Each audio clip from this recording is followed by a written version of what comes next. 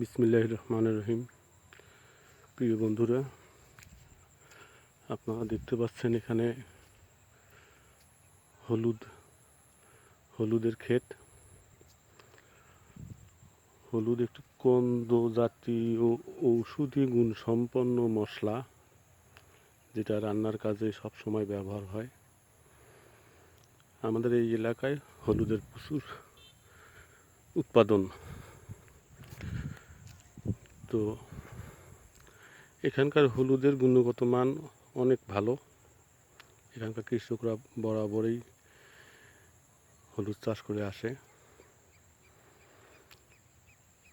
তো এই হলুদ চাষ করে কৃষকরা অনেক লাভবান হয় এবং এর কষ্টও আছে অনেক। এই হলুদ বিক্রির উপযুক্ত করতে গেলে অনেক পরিশ্রম করতে হয়। সেই ক্ষেত্রে কৃষকরা তাদের লাভের আশায়